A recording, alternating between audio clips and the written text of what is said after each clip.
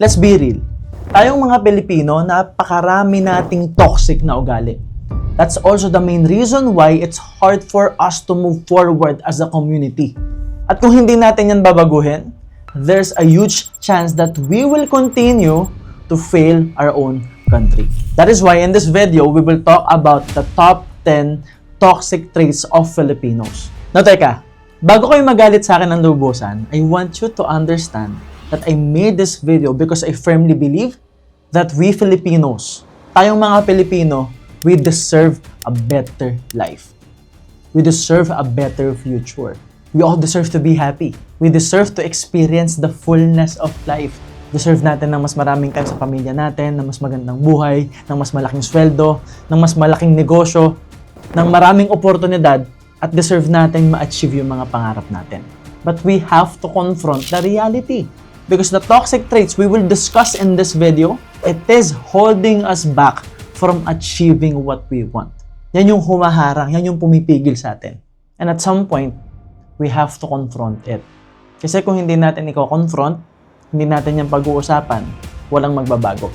Na pwede kang masaktan sa mga sasabihin ko, pwede kang magalit, or you can actually choose to have fun while watching this video. Kasi ako, naniniwala ako, sure ako na makaka-relate ka dito sa sasabihin ko. So again, let's talk about the top 10 toxic Filipino traits. Number 1, crab mentality. Napakalalim yung inggit natin sa kapwa natin. At diyan maiiwasan kasi pinalaki tayo na kinukumpara sa ibang tao. Naaalala nyo sa probinsya, di ba kapag merong reunion, tapos merong pinsan, or kapatid, or kamag-anak, or minsan sa kapitbahay, di ba? Pag merong kang kabatch doon, tas mataas yung grades, ikukumpara ka. Pag mas maganda sa'yo, ikukumpara ka. Kapag mas matangkad, mas pogi, ikukumpara ka. Tas habang lumalaki ka, lagi tayong kinukumpara. To the point na kahit yung karelasyon natin, kapag may reunion, di ba ikinukumpara pa rin? Uy, yung girlfriend ng pinsan mo, ang ganda. Mayaman yun, may kotse. Uy, yung pinsan mo, ang ganda ng trabaho. Ang puti-puti ng uniform. Nurse na siya. Ikaw tambay. Yung kapitbahay natin, cum laude. Ikaw puro bagsak, puro drop. Lahat ng bagay na meron ka, ikinukumpara. And that's the main reason why, habang lumalaki tayo, napakalalim ng inggit natin sa kapwa natin. Kasi dumadating sa point na tayo mismo, kinukumpara na natin yung sarili natin sa ibang tao. At yan din yung nagiging dahilan bakit minsan parang ayaw nating makaangat yung kapwa natin Pilipino. Kaya nga minsan, di ba, pag nakakita tayo ng magandang kotse, gumagawa tayo ng excuse sa utak natin. Ay, hindi kanya yan. Ay, sa tatay niya yan. Ay, scam yan. Ay, nangloko yan. Naalala ko nung araw na kwento sa akin ng mama. Kasi di ba galing kami sa hirap, tapos 16 pa lang si mama, nabuntis na. Tapos 1-year-old ako, yung tatay ko, sumakabilang bahay. Tapos doon na rin siya sumakabilang buhay sa kabilang bahay. So what happened was, my mom was forced to do business. Dumiskarte lang siya. Ginalingan niya. Naging milyonarya siya ng 19 years old. So ngayon, bumili siya ng bahay sa Kanlubang, Ilang-Ilang Street. Series 2. Tandang-tanda ko pa guys. Pero ang chismis, si mama daw, nakakuha ng AFAM. Tama ba yung term? AFAM? Yung foreigner? O tama, AFAM. So, nakakuha daw si mama ng Amerikano na foreigner na inasawa. Kaya siya nagkaroon ng magandang bahay. Kaya ang ginawa ni mama, nag-celebrate ng birthday doon sa bahay at in-invite niya lahat ng kakilala niya. Guess what? Napatunayan na pera ni mama yung ginamit niya. Napatunayan ni mama na nagninegosyo siya, na walang AFAM. Ito problema. Ang Pilipino laging naghahanap ng lalaitin. Laging naghahanap ng negative. Sobrang toxic, di ba? To the point na pati pagkain, lalaitin, kahit may take-out naman. Ano tawag doon? Sharon. Tama ba? Nagsisharon. Di ba yun yung tawag? Pag nagbabalot ng pagkain sa mga handaan, nagsisharon. Kasi, yung parang the culture is, balutin mo ako. Ah, di ba? Sharon nga. So, okay. So, confirmed. Sharon. So, nagsisharon na sila, pero lalaitin yung handa. So, sobrang tindi ng crab mentality nating mga Pilipino. Kaya minsan, hindi mo maintindihan, ano gagawin mo? Hindi mo maintindihan kung gagalingan mo ba? Mangangarap ka ba? I-share mo ba yung pangarap mo? O sasarilinin mo na lang? Kasi sa Pilipinas, pag sinarili mo, madamot ka. Pag shiner mo, mayabang ka. If you have humility, Pinakita mo sa social media, ito yung kinikita ko, dito ako nag-start. Sasabihin ng mga tao ay, yan lang. Pag pinakita mo yung pera, yung resulta, yung sports cars, ay mayabang, scammer, wala kang lusot. And that's extremely toxic. And because of that, mapupunta tayo sa number 2. Extremely supportive to others. What do I mean? Hindi natin sinusuportahan yung kapwa nating Pilipino, pero pag galing sa ibang bansa, grabe tayo makasuporta. We have amazing artists in the Philippines. Grabe yung mga dancers. One major example is, hini-hate nila ngayon si Billy Crawford. Pero si Billy Crawford, sikat yan sa ibang bansa. Kaya ko alam, kasi fan ako ng Pokemon. At si Billy Crawford yung kumanta ng theme song nun. I wanna be the very best, like no one ever was. And napapanood ko siya before. It's a lovely day, di ba? Ang galing sumayaw. To the point na hanggang ngayon, nagkukumpit siya sa ibang bansa. Pero guess what? Nakahanap lang ang Pilipino ng maliit na butas nang pwedeng ilait sa kanya. Hini-hate siya lagi sa social media. Imbis na maging proud tayo. May pumunta dito. Ano pangalan nun? Speed. Diba? Hindi ko alam kung anong ginagawa nun. Pero obviously, in my opinion, nonsense naman yung pinagagagawa. Pero imagine, sino yung mga humarap sa kanyang celebrity? Diba ang dami? Just for the sake of what? Clout. Just for the sake of content. Usapang meow-meow, usapang balot ata, diba? Usapang kung ano-anong nonsense. Pero ilan ang subscribers? In just a few weeks, sinuportahan ng mga Pilipino. Pero sa Pilipinas, ang daming struggling artists, ang daming struggling na vloggers, ang daming nagtatry. Pero imbis na suportahan, imbis na tulungan, ibabash pa, ida-down pa, lalaitin pa. Ang pangit naman ng video mo. Huwag ka na mag-try. Ang worst, yung ibang Pilipino, gagawa pa ng dummy account para lang mang-hate. Hindi natin naiintindihan na pare-parehas tayo may pinagdadaanan sa buhay. Tapos man-down ka pa. Tapos hahatakin mong papababa yung kapwa mo Pilipino. Imagine this. We have one of the best athletes. We have Manny Pacquiao. We have Efren Bata Reyes, right? The greatest of all time. Sa pool, sa billiards. Ngayon nakakakuha na tayo ng mga gold medals. Pero bakit lagi na lang tayong naghahanap ng mali sa mga taong ipinapanalo yung bansa natin? Kasi nga, may crab mentality. At mas masarap sa atin, mas gusto nating suportahan yung imported. Yun yung hindi ko maintindihan eh. Yung local and imported, na pag sinabing local parang cheap. Alam nyo ba guys, sa Italy, pag sinabing local products, yun yung sobrang mahal. Like the Loro Piana, the suits that I have, the fabrics that I get for my suits, the shoes, lahat yan handcrafted.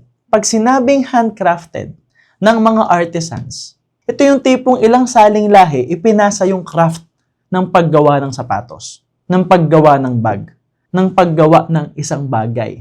Sa Pilipinas, we have a lot of handcrafted goods we can be proud of, na ipinasa na rin sa saling lahi. Pero imbes na i-promote natin, yun yung idinadown natin. Ang dami nagsasabi, Sir MJ, bakit ang mga Chinese sobrang yaman? Ang mga Pilipino sa sariling bansa, bibihira yung yumayaman.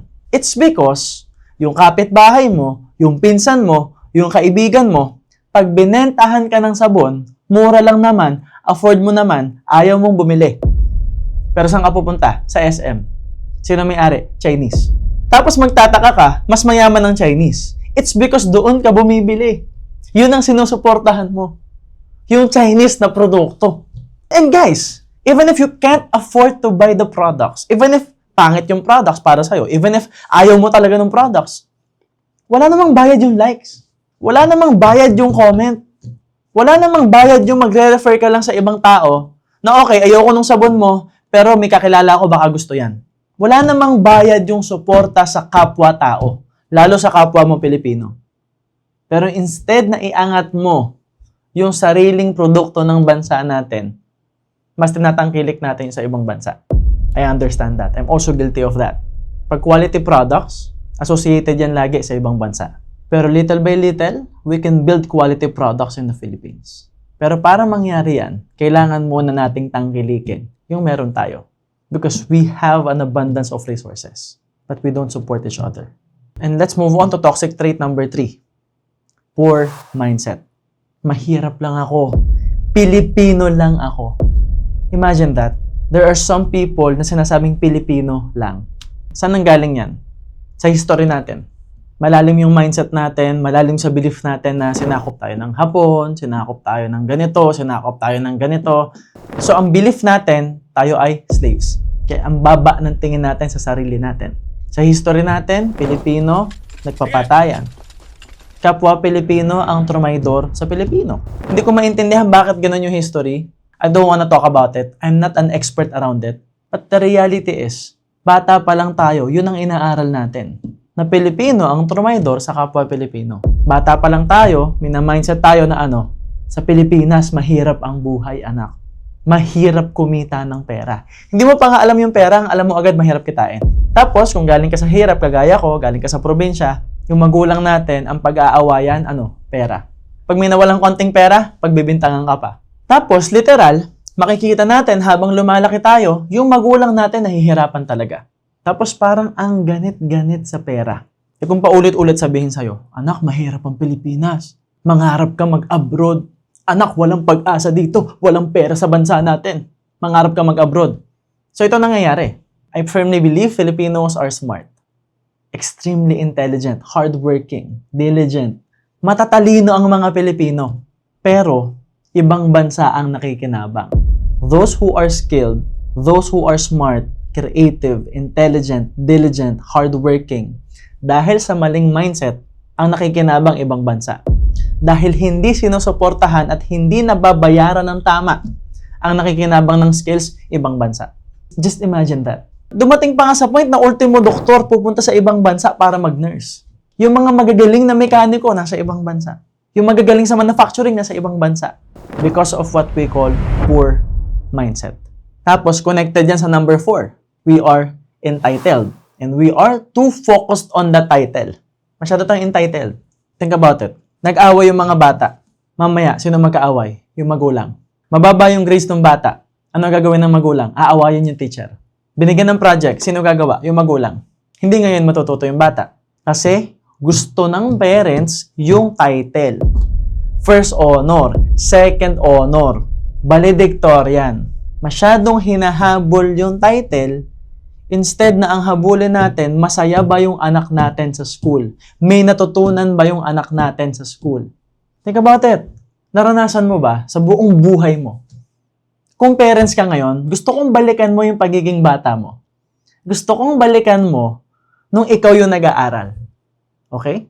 Naranasan mo ba sa buhay mo na pag uwi mo ng bahay, tinanong ka, anak, anong natutunan mo sa school? Anak, what did you learn? Did you make friends in school? O ano tanong? Patingin nga ng grades, patingin nga ng score. Sa pag mababa ang score, ano sasabihin? Bobo. Anong sabihin ng classmate? Bobo. Anong sabihin ng teacher? Bobo. Triple kill ka ngayon. Ang sakit ngayon. Paulit-ulit mangyari ang paniniwalaan mo. What if you are meant to be an athlete? What if grabe yung motor skills mo? What if magaling ka sa boxing, swimming? What if you are creative like I am? What if creative ka mag-isip? So hindi ka magaling magsaulo ng bata ka. Pero magaling ka sa problem solving. Probably magaling ka sa math. Probably magaling ka sa abstract reasoning. Pero hindi yan na-explore kasi mababa yung grades mo at paulit-ulit isasalpak sa utak mo, bobo, bobo, bobo. So ang sakit. Ito worse. Bilang bata, paniniwalaan mo. So ayaw mong masabihan ng bobo, ayaw mong laitin ka, ayaw mong nagagalit yung magulang mo kasi all we want is to make our parents proud. Agree ba kayo? At the end of the day, we want validation from our parents. Kasi sila yung iniidolo natin, sila yung nagmamahal sa atin, sila yung inaasahan nating susuporta sa atin. So we want validation from them. Pero instead na suportahan tayo, sasabihan tayo ng bobo. At napakasakit nun. So ano gagawin mo? Since hindi ka magaling magsaulo, at hindi ka naman nakafocus sa learning kasi wala namang sinabi yung parents natin na mag-aral ka para matuto, kailangan mag-aral ka para sa grades, para sa title. So what will happen? Doon ka matututong mandaya. Diyan tayo natuto mangopya. Ngayon may technology na.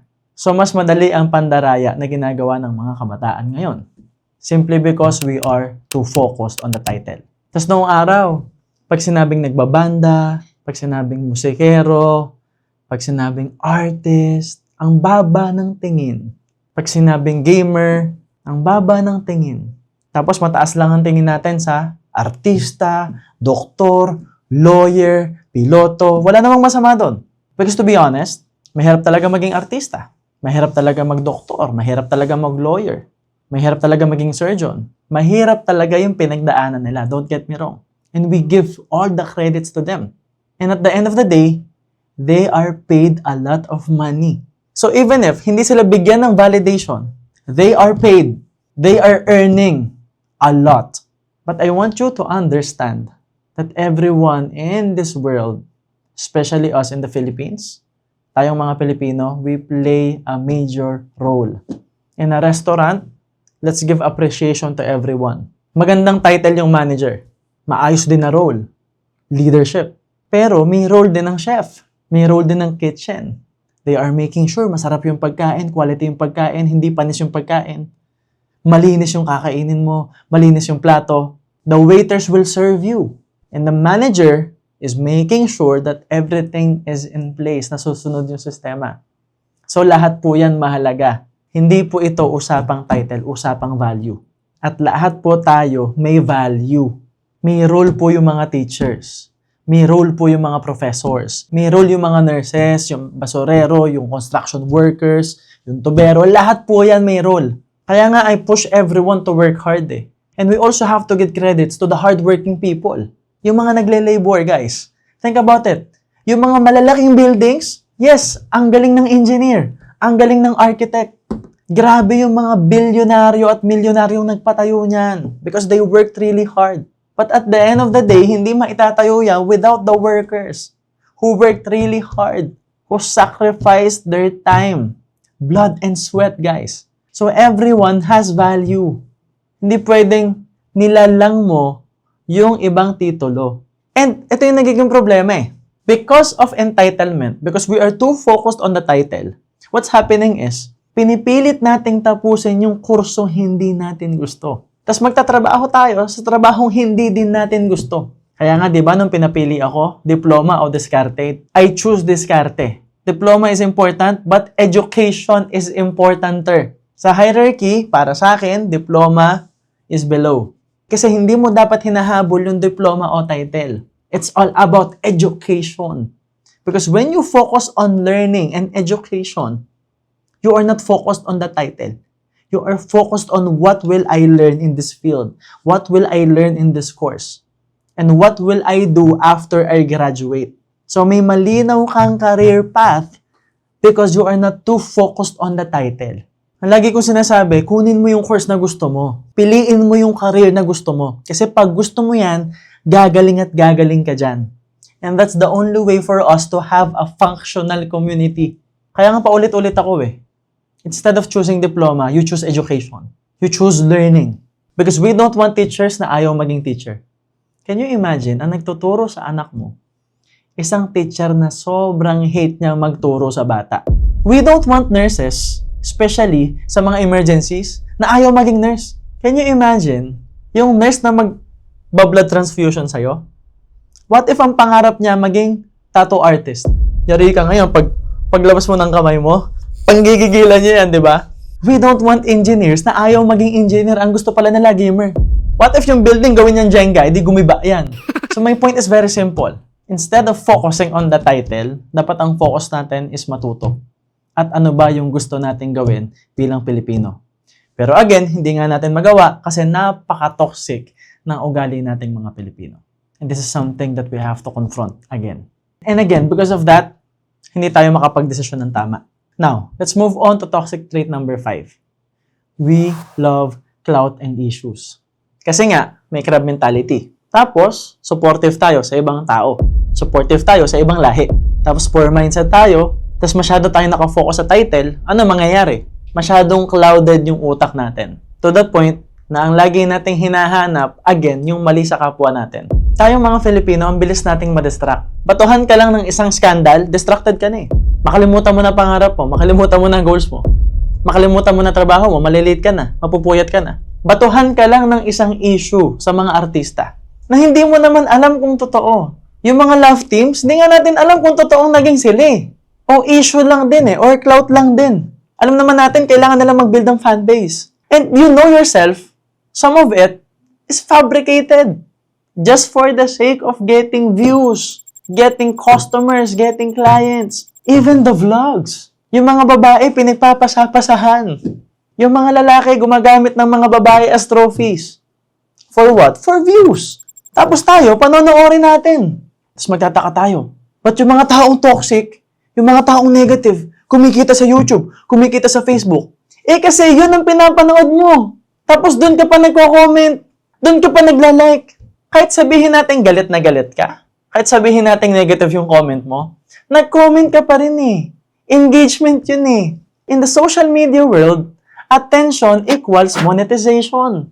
So as long as there's eyeballs, as long as people are looking at it, as long as binibigyan nyo ng attention yung mga ganyang bagay, kikita yan. Lalong magte-trending yan. Tapos hindi mo namamalayan, kahit negative yung sinasabi mo, in reality, pinapanood mo, curious ka. Kasi mahilig ka sa chismis, mahilig ka sa issue. It's just too toxic na ang hinahanap lagi natin yung mali sa kapwa natin. There's a famous saying, ang isang tao, pakainin mo araw-araw, one whole year. Isang beses ka lang hindi magpakain, magagalit sa'yo. Pero ang tao, batukan mo araw-araw. Saktan mo araw-araw for one whole year. Isang beses mo lang hindi saktan. Matutuwa yan sa'yo.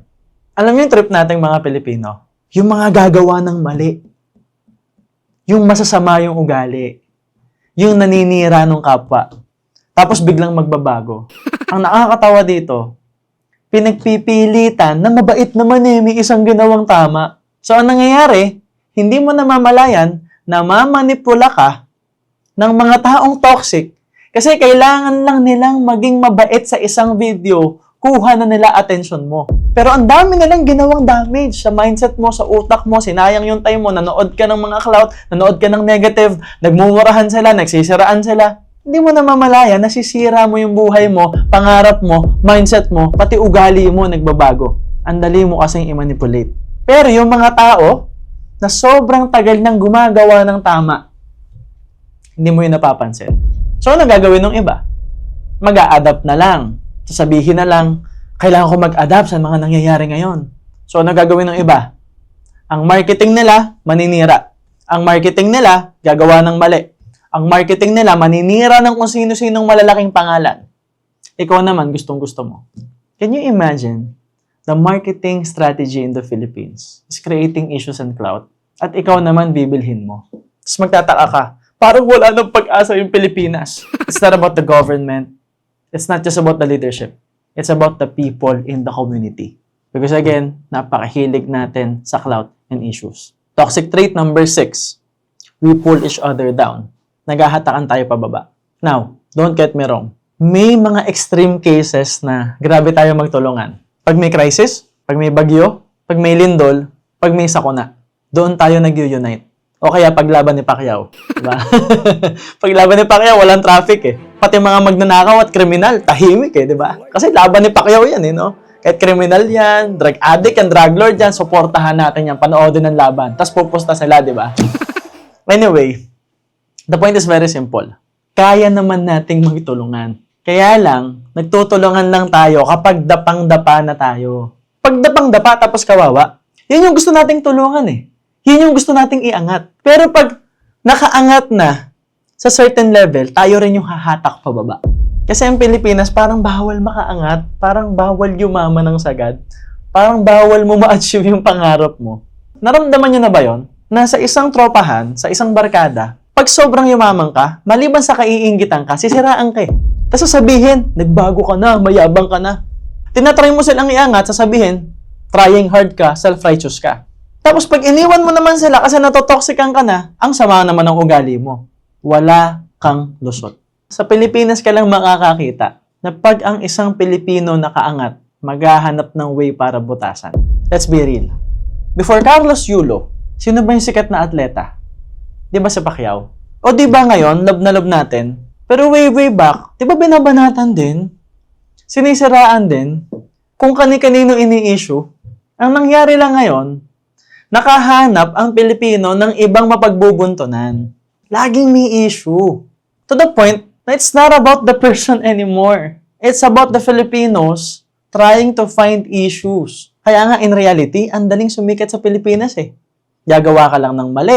Maninira ka ng taong sikat. Magpapanggap kang mayaman, magpapanggap kang sikat, maninira ka ng maninira, papansinin ka na eh. Tapos magtataka tayo, hindi maganda buhay natin. Pinipili kasi yung issue. Pag pinili yung issue, gagamitin yung issue para hatakin pababa. Yan yung takbo ng utak. In reality, dapat masaya tayo pag may achievement yung kapwa natin Pilipino. Because again, we have the best artists. We have one of the best athletes. We have one of the best engineers and doctors. Matalino, magagaling ang mga Pilipino. Masyado lang toxic mag-isip. Marami lang tayong toxic na ugali. And let's move on to toxic trait number 7. Too much gambling. Naalala ko, bata pa lang. Merong ting-ting, merong gagamba. Tama? Bata ka pa lang, na-introduce ka na sa mga sugal. Uso yung Cara Cruz, yung piso-piso. Tapos pool, diba? Mitya, imbis na bola, mitya. Tapos may video karera. So kahit wala pang internet, uso yun nung araw eh, di ba? Piso-piso, video karera. Ngayon, nung time na yon, to be honest with you, kung part ka nun, at nakaka-relate ka, di ba nakakatawa naman talaga minsan? Ang kulit nila, ang saya nila, binubuli nila yung isa't isa, nag-aasaran yung mga tito mo, nag-aasaran yung mga magkaapit-bahay, yung mga tambay, kung ano-anong naiisip na kalokohan. Tapos pag may raid, nagkakagulo. Kaya lang, dumadating sa point na pag sobra na, like sabong, poker, blackjack, casino, may mga nasisira ng buhay. Now, here's the issue. Choice naman ng tao kung magsusugal sila eh. Pero ang problema, pinopromote na sa social media. Pinopromote ng mga sikat, pinopromote ng mga artista, pinopromote ng mga vloggers. Saka scatter, guys, scatter na sa billboard. Ang pinopromote natin, sugal. Tapos magtataka tayo, ang daming sirang pamilya at buhay. Tapos sasabihin pa ng iba, ang daming scammer sa Pilipinas. Eh, ang daming sugarol eh. Kaya nga sabi ko sa huli kong post, common sense will make you rich. Kasi kung may common sense ka naman, di ka naman maloloko nun eh. You just have to have common sense. Tinuturo ko naman yan sa inyo. Toxic trait number 8, the lack of discipline. Wala tayong disiplina. Grabe. Ito yung sobrang nai-experience ko araw-araw. Can you imagine, ang kalsada ang sikip-sikip na. Sasalubungin ka pa ng motor at ng tricycle. Pag nakasalubong mo, minsan sila pa yung galit. Makikipag-away pa. Maghuhubad pa ng helmet. Ihahataw pa sa salamin mo.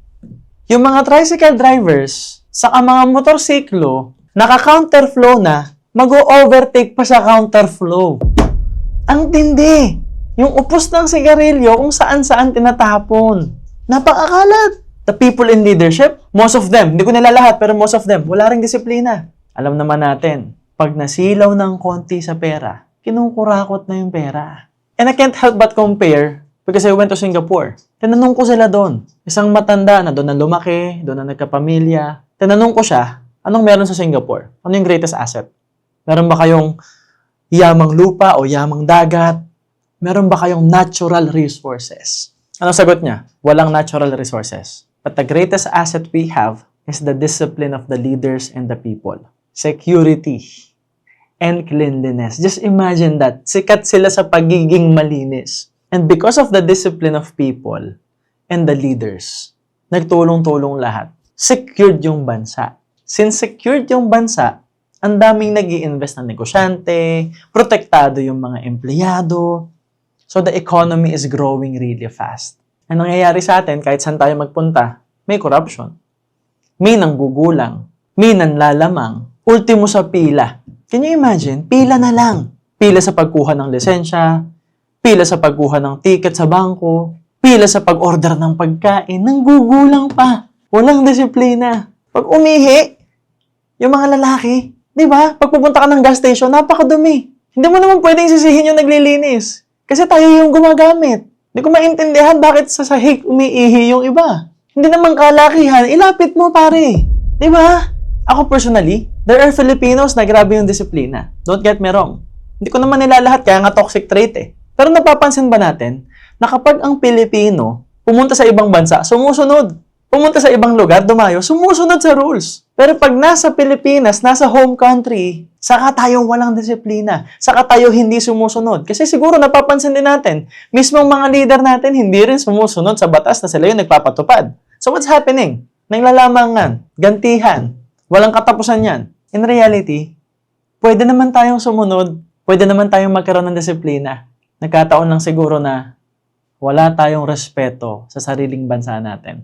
Based on results, based on evidences, balikan lang natin yung kanina, sinusuportahan natin yung ibang bansa, pero hindi yung sarili nating bansa.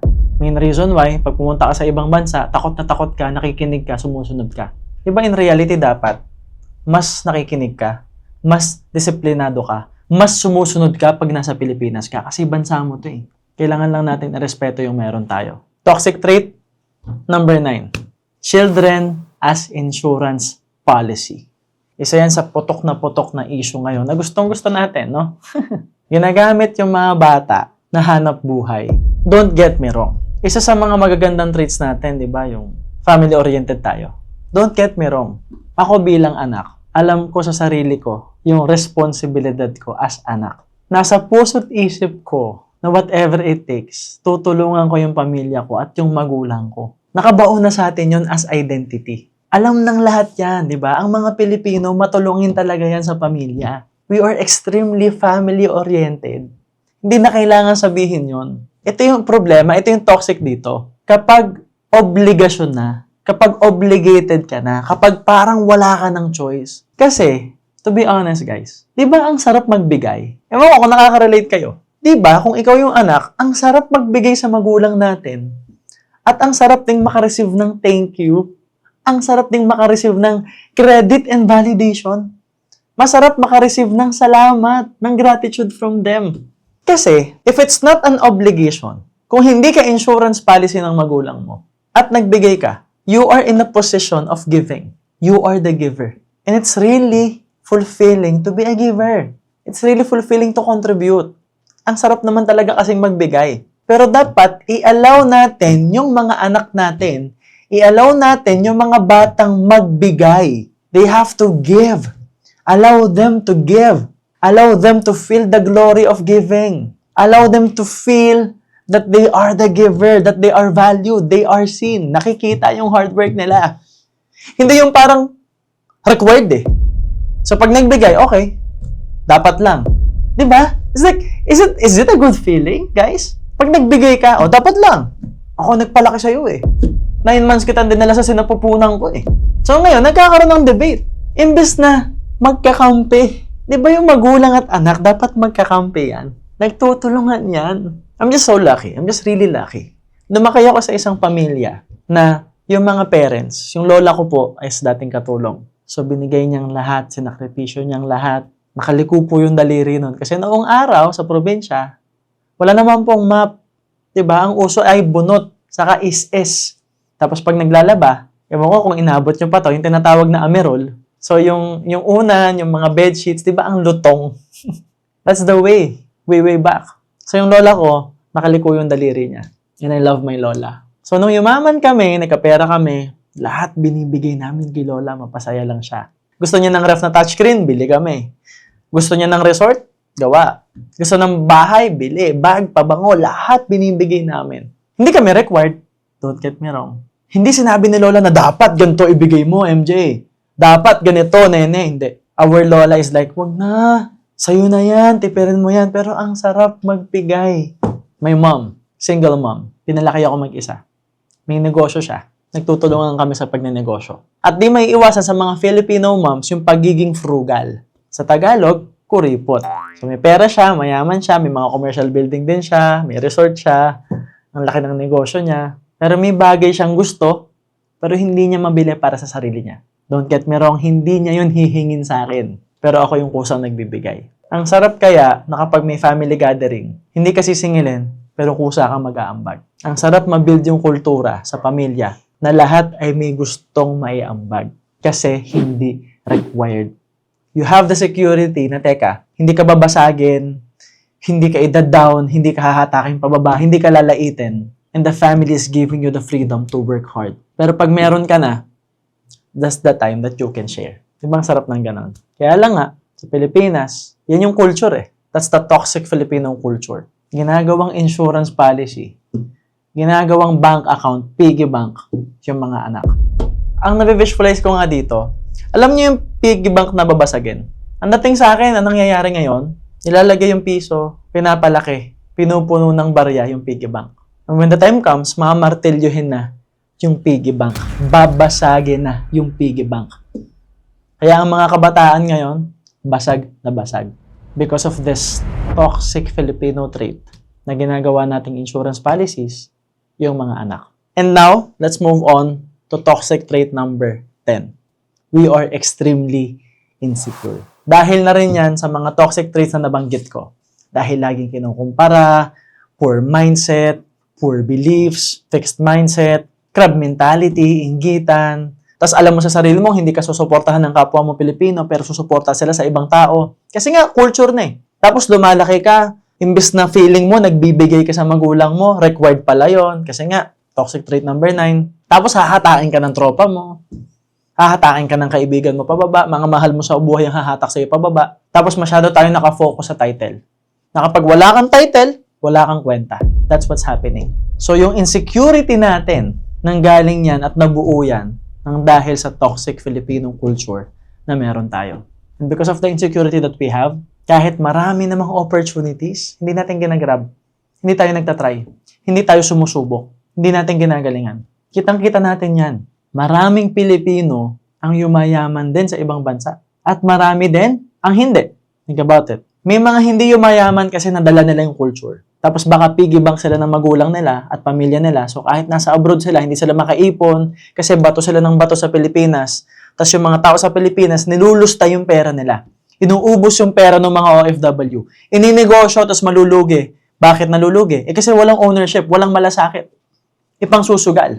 Pero may mga yumayaman kasi binago nila yung culture. Naintindihan siguro nila ano yung mali, ano yung tama. Kasi naniniwala ako, tayong Pilipino, matalino, magaling, mabilis mag-adapt. We will actually create a video about that. But the thing is, the main reason why hindi natin ma-explore yung galing natin, hindi natin magawa yung alam naman natin kaya natin, kasi mababa ang tingin natin sa sarili natin.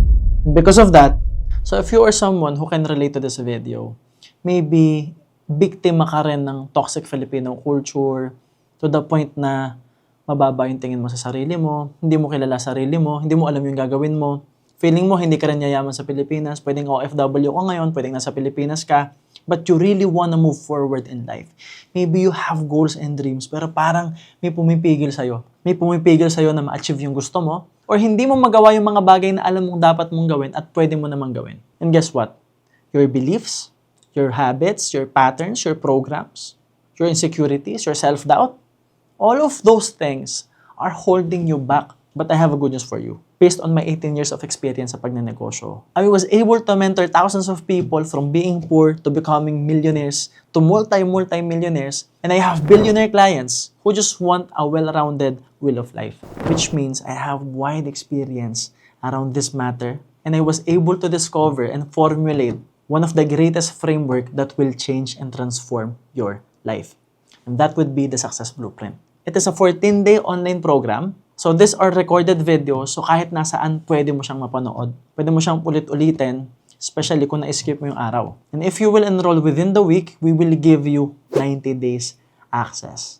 That will be 50% more value. And apart from that, since alam natin na ang problema natin ay culture, I created an exclusive community kasama ng Success Blueprint. So ito yung community ng mga taong tutulong sa'yo, susuporta sa'yo, mamahalin ka. And some of these people are ahead of you in terms of their Success Blueprint journey. And there are people here who are already successful in life at pwede ka ring matuto sa kanila from their experiences, especially while taking the course. At ang good news ko sa'yo, we also have a mastermind session every month.